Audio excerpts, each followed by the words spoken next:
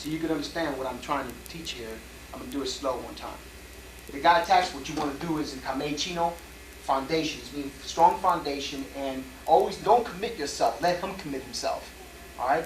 He attacks, I grapple. Now when we're doing Cobra Jiu-Jitsu, it's basically, I can either go 3 ways. Underneath the arm, or I can do it this way.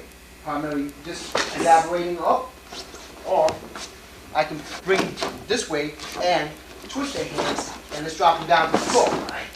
When we're grappling and gripping, which a lot of guys are used to seeing, I can either mechanically hold the bar, the arm bar rests up on top, so I can have it strong. I know you probably can dispute this, you know, because unfortunately, you know, we're not really going for a blaster because the hand will break in 16 different places. Okay, let's do this again. Again, John is going to try to attempt to come. I move, I grab him. I can grab him in forearm or in bicep or whatever. As long as I get a good grip and this guy keeps from stabbing me. I want to use an Atemi strike. Kind of like to bring that up so you can see it. And then grapple, twist his hand. And now I got him real good. Now when I got him, he's at this angle. At the same time, I can do the same on both sides. Keeping it upright so the guy won't come down. Alright? Okay, the next technique is a hammerlock. Most people will probably call it a straight lock. And if he attacked me, again, remember the two-arm lane, called a hammerlock, we'll bring this up so you can see it. I hope the camera can focus in the hammerlock. So I eliminate the knife, not by putting my palms in the bottom because you can get cut. Especially the new knives today, you got butterfly knives with 2 blades on top and bottom, all these new gadgets, so you want to be careful when you're handling a knife on a Thun Jujitsu run. You kind of eliminate the knife. If you have no place, you put it in the back. But for now, we rest it there. What I'm about to do is exchange forearm drive and kind of eliminate so you can see the body. Now I got him in a good, by grappling. Keeps him good hold, and you can see that I got him here. You feel pain on that, John? Let's do that again. You can see John is in pain, and I'm not really trying to hurt him, per se. The hammerlock, guy attacks, I Atemi strike, right forearm. Let's bring this up right beneath this, so you can see it, and then we'll kind of eliminate this up. Alright? Let's go see if the cameraman can get a close look at what I'm doing with the back. Alright, thank you. Let's go on to the next technique. What's so famous is the arm floor bar lock from a grappling move. I'm going to try to ignite it from the top. When the guy's attacking me, it's mind-boggling, but I'll show you. Guy attacks. Again, I usually try to go on facilitation. If I was really doing this real fast, you can see the way the knife flows. Good grappling move, and I facilitate. Now Cobra, which what I was going to talk about. At an angle, so you see pain. You feel pain, John? Good. Again. Let's do it one more time. Each move, I'm fixing the back side. That's where we go on. These techniques really do hurt. Guy attacks again.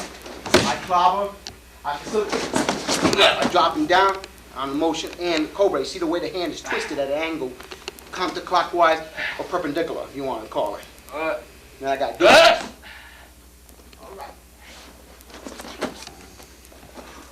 Let's continue going forth.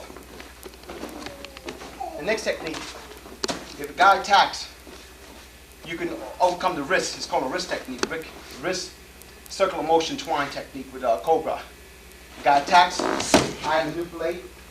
I couple towards this, and as I'm taking, notice how I'm doing cross stands and instep moves. I got the knife. Control. Put it away or do what you have to. Now, if you're in a street fight, remember, you gotta move quickly. You gotta think about the angles. You gotta keep about the octagon. Keep on moving.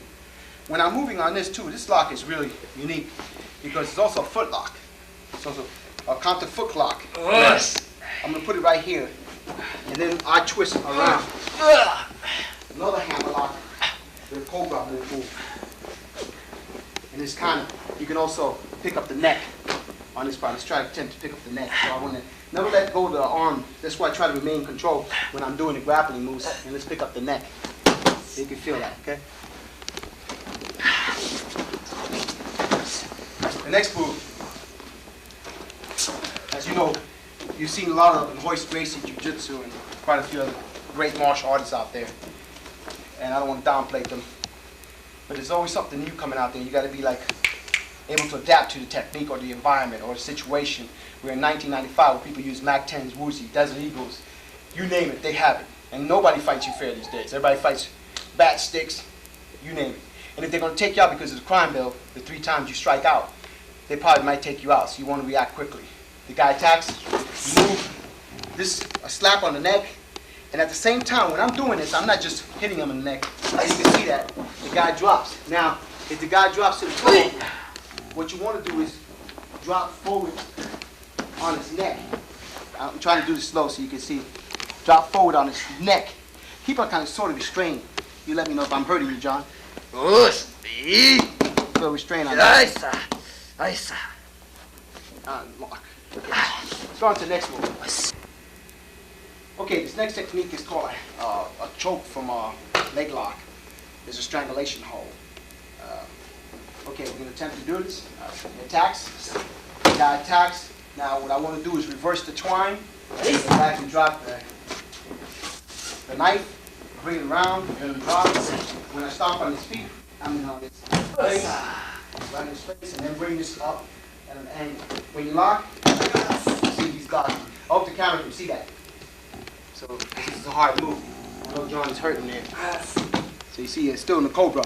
The cobra hand is eating, twisting, so I hope the guy can take a lock. And can you show that the cameraman can show the lock on the leg? It's on his throat. And the arm bar. Break.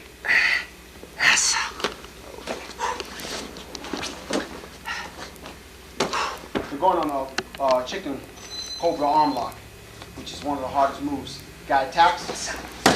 10 bar lock. Now when I bring this, I'm gonna viper it up. So you can see this. Hand placement. So you can see he's in pain.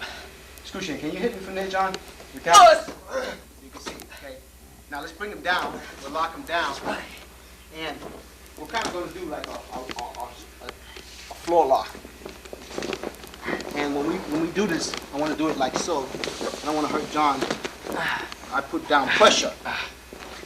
Can you get up, sir? Oh, no. No way. No way. All right.